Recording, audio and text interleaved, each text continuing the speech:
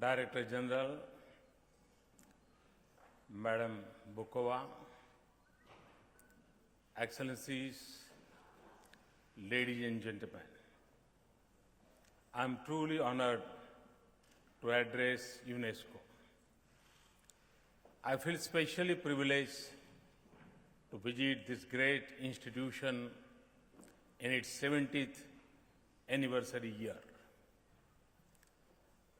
This milestone reminds us of a fundamental achievement of our age for the first time in human history. We have an organization for the entire world, the United Nations. And through the sweeping change of these decades, through many challenges of our times and the great progress of this era, the organization has endured and grown. There have been doubts and skepticism. There is need for urgent reforms, but for the nations that came together at its birth, and for 3 times as many that joined it later, there is one unshakable belief: our world is and will remain a better place because of the United Nations. It is this faith that have given birth to so many of its institutions that deal with every aspect of human challenges. Our collective goal is to seek a peaceful and prosperous future for our world in which every nation has a voice, all peoples have an identity, all cultures are flowers in garden. Every human being has a life of dignity. Every child a future of opportunity. And our planet the chance to preserve its glory. No organization serves our cause more than this one. The seeds of our collective destiny are sown in human minds. It is nurtured by the light of education and the spirit of inquiry. It makes progress through the marvels of science, and it draws strength from the basic character of nature, that harmony and unity in diversity. That is why UNESCO was among the first missions of the United Nations. That is why India values the work of UNESCO so deeply and cherishes our partnership so immensely. I am conscious of the extraordinary legacy of our relationship from the times of UNESCO's birth.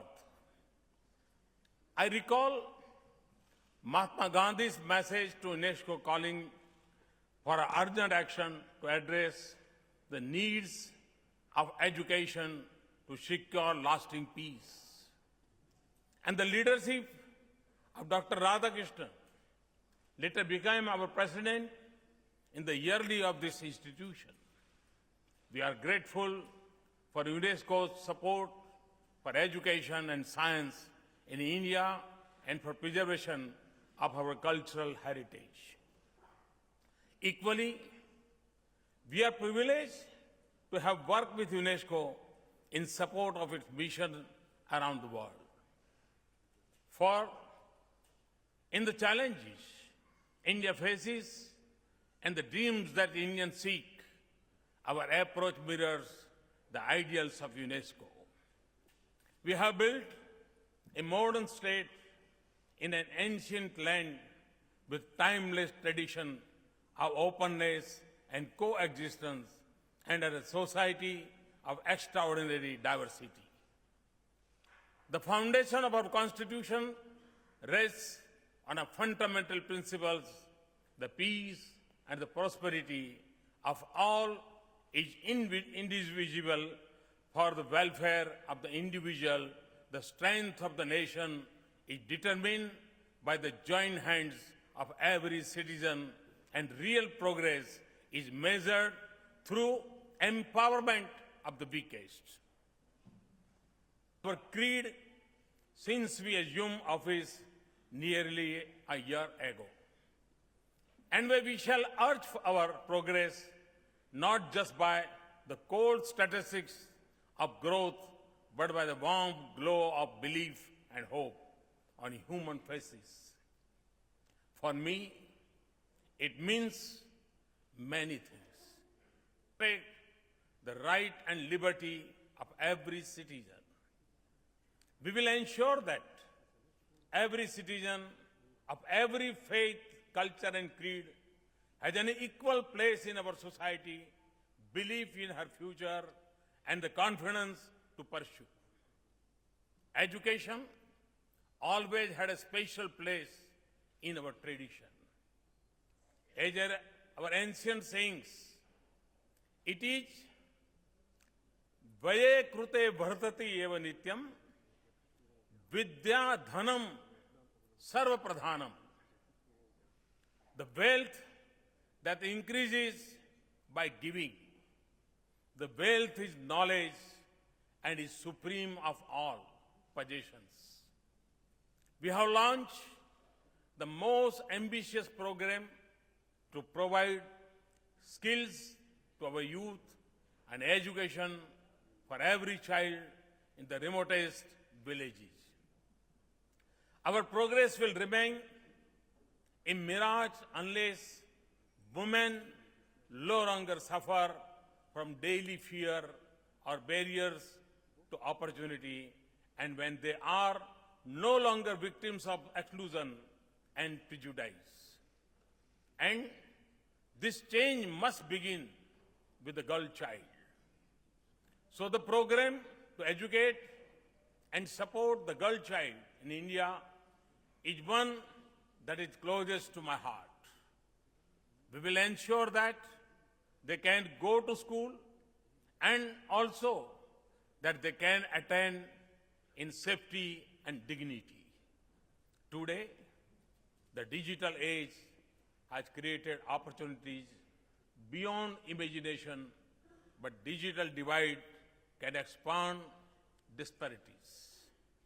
On the other hand, digital connectivity and smartphone have created a revolution of possibilities to educate, deliver service, and extend development.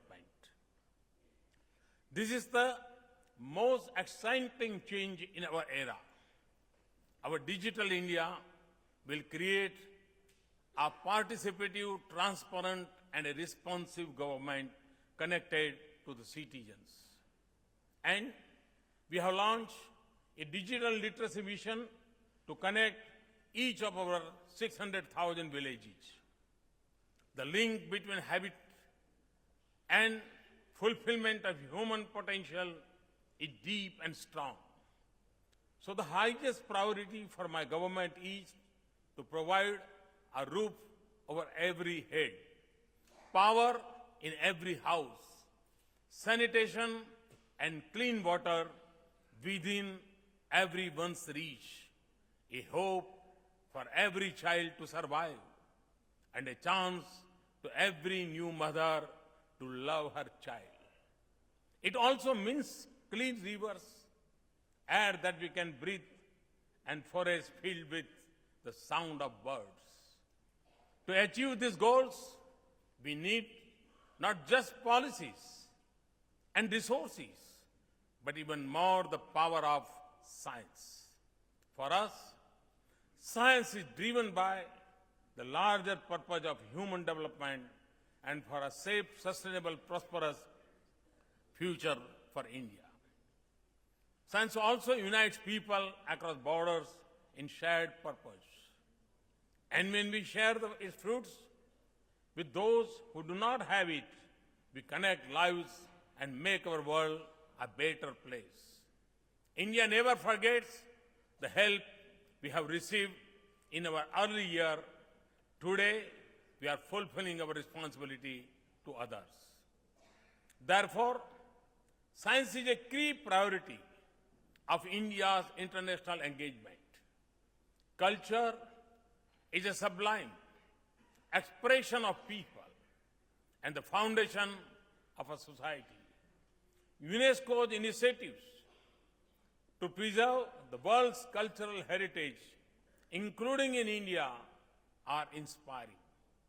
We see India's rich and diverse cultural heritage as humanity's wealth. And we will do everything to preserve it for future generations. We have launched Heritage Development and Augmentation Yojana Hriday, or Heart in Hindi, to preserve the cultural heritage of our cities. We have started a special scheme called Prasad, or offering pilgrimage, rejuvenation, and spirituality augmentation drive for rejuvenation of our pilgrimage centers. Madam Chairman, I speak of our vision and initiatives because in our own aspirations and efforts, we see the value of UNESCO to our world with great clarity. In the challenges of our times, we see its purpose with a sense of urgency. The fault lines in our world are shifting from the boundaries of nations into the web of our societies and the streets of our cities. The threats are changing from domination by states to destruction by groups.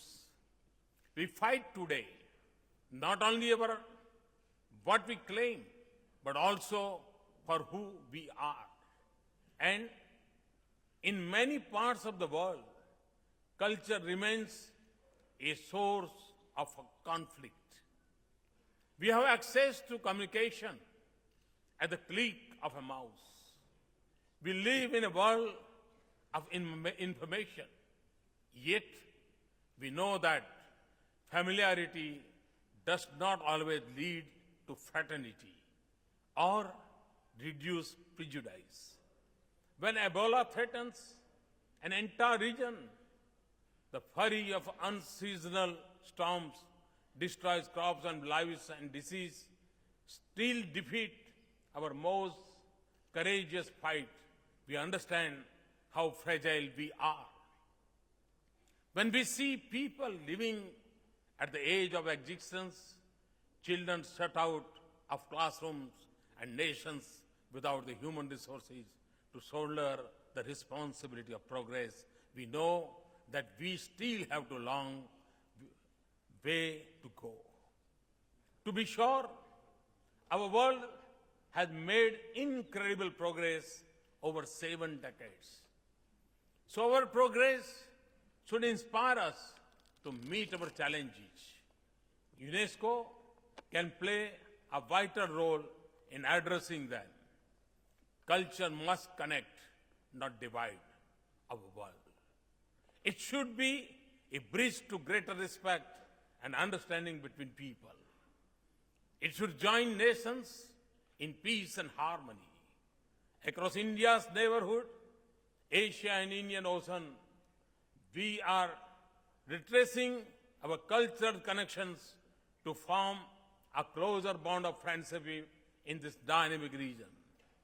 We must turn deep into our cultures, traditions, and religions to overcome the rising tide of extremism, violence, and divisions across the world.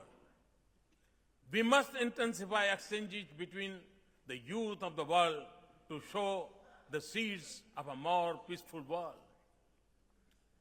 Cultures also hold great wealth of traditional knowledge. Societies across the world have evolved them through wisdom gathered over the ages, and they hold the secret to economic efficiency and environment-friendly solution to many of our problems. But today, they are at risk of existence in our globalized world. So we must here make more effort to revive, preserve, and nurture traditional knowledge. This all will redefine a fundamental truth about human civilization as our cultures are diverse, knowledge has many sources. In doing so, we will give ourselves a greater chance to meet our challenges. We must do more to harness science for human welfare in some of the most vulnerable parts of the world, especially for health and food security.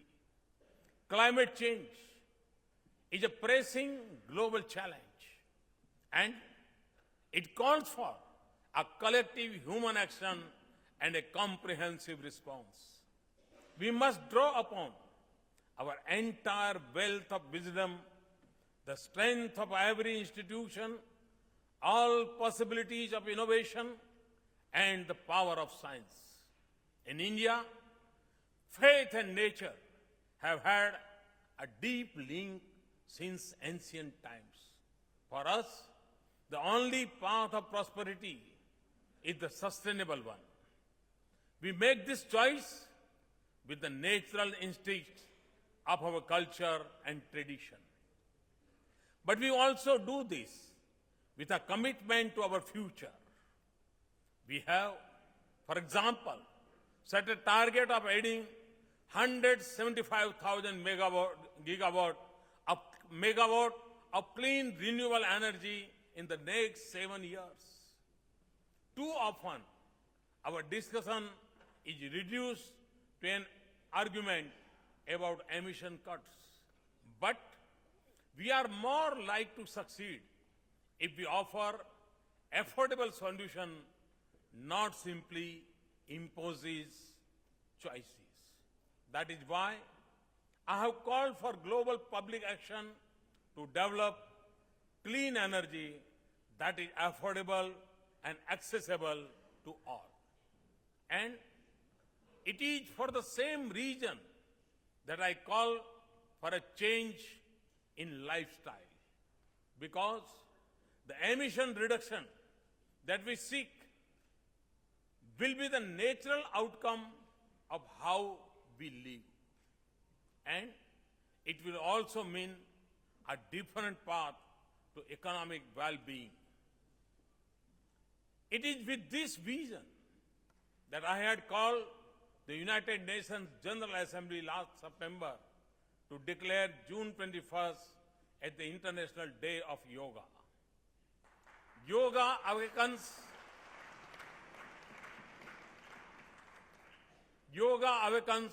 a sense of oneness and harmony with self, society, and nature. By changing our lifestyle and creating consciousness, it can help us deal with climate change and create a more balanced world. Last December, the UNGA adopted it with a record co-sponsorship in a record time. It was not just an act of friendship for India.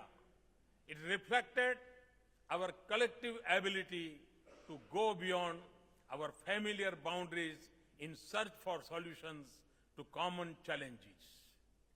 We campaigned to clean our Ganges River is a mission that connects culture, science, traditional knowledge, education, economy, and environment, but it is also about attitude and lifestyles.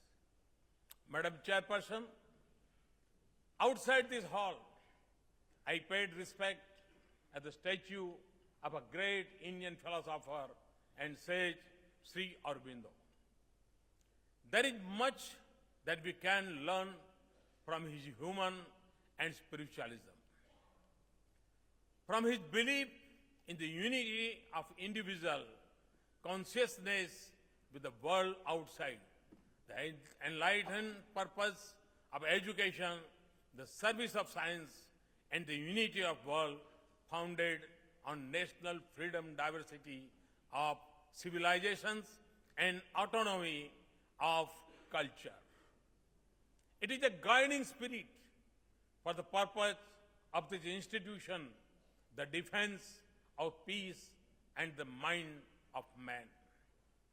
The 70th anniversary is a moment to celebrate our remarkable journey so far. It is also a time to look ahead with wisdom that has come with time and experience. Whatever we wish to achieve as United Nations, UNESCO will always have a part to play, whether it is sustainable development or post-2015 agenda, climate change, or peace and security. UNESCO's responsibilities to our future have become bigger, and so our resolve must be stronger. Thank you very much for this opportunity. Thanks a lot. Thank you.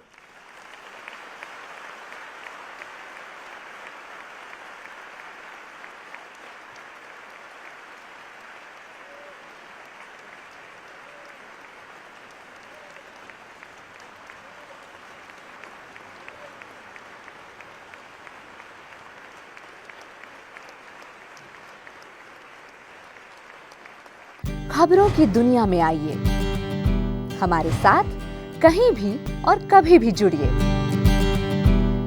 हम मिलेंगे Facebook पर, हम दिखेंगे YouTube पर, हमें follow कीजिए Twitter पर।